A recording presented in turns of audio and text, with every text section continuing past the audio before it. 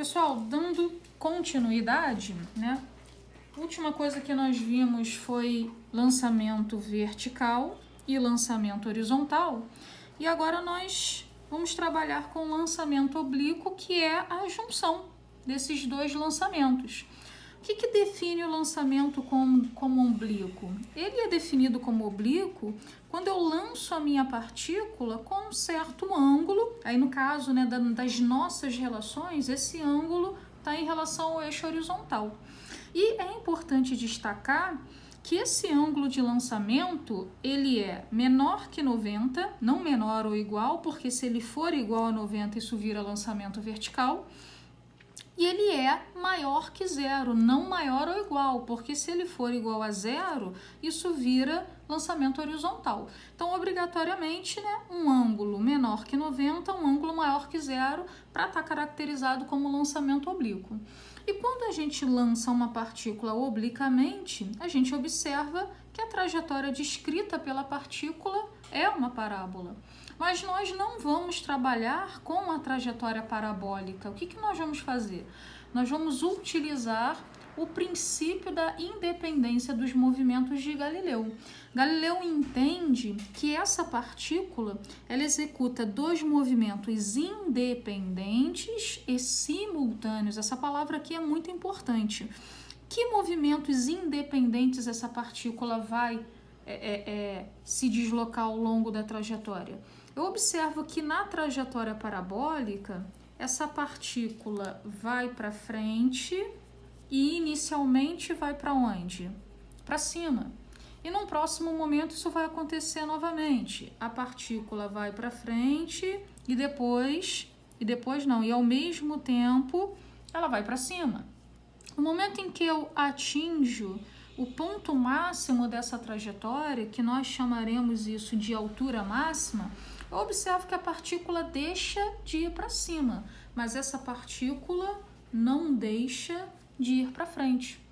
No momento posterior a isso, eu já começo a observar que ela continua indo para frente, só que agora ela começa a ir para baixo. E num próximo momento, ela continua indo para frente e indo para baixo. Eu vou analisar esses movimentos de maneira independente, de maneira separada. Primeira análise que eu vou fazer é o movimento que ela executa na vertical. E para eu fazer essa análise, eu recorro às leis de Newton. Eu vou observar, vamos lembrar isso desde a nossa aula de lançamento vertical, e isso permanece na de lançamento horizontal, e isso permanecerá na nossa aula aqui. Lançamento conta a partir do momento em que eu não estou mais interagindo com a partícula. Aí, a partir do momento em que eu solto, isso vira um lançamento. Então, a partir do momento em que eu soltei essa partícula, a partir do momento que a força linda deixa de existir, eu vou observar que qual é a única força que durante toda a trajetória parabólica ainda vai atuar sobre a partícula? A força-peso. Nenhuma outra força atua sobre a partícula durante a sua trajetória. E nós sabemos que a força-peso é a força que a Terra faz puxando a partícula para o seu centro. E essa força atua exatamente aonde? No eixo vertical.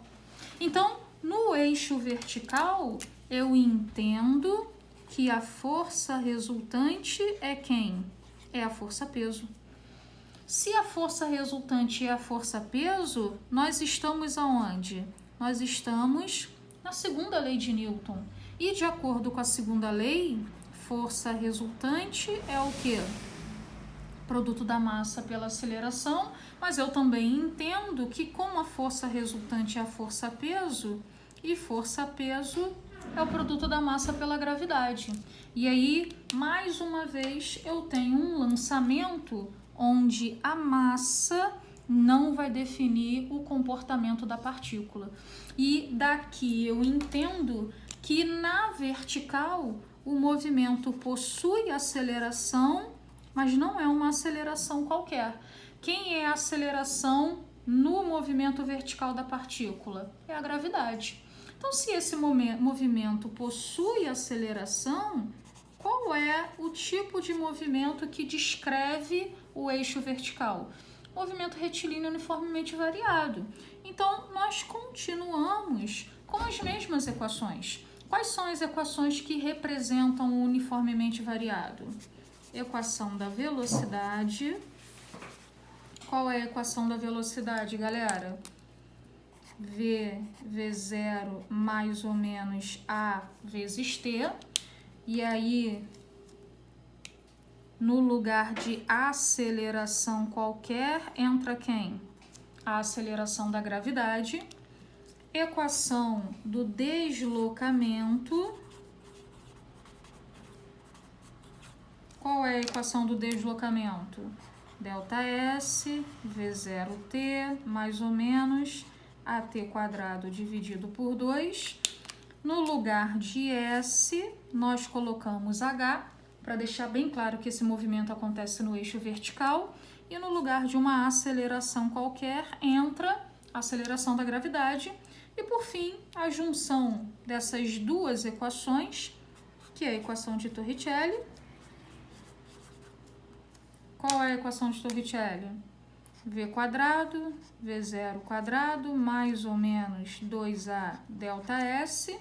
Nossas alterações no lugar de uma aceleração qualquer, especificamente a aceleração da gravidade, no lugar de S, deixamos claro que o movimento acontece no eixo vertical. Então, na nossa primeira análise, o movimento que acontece na vertical é regido pela segunda lei de Newton. A força resultante sobre a partícula é a força-peso, e se a força resultante é a força-peso, eu fico sob a ação da aceleração da gravidade.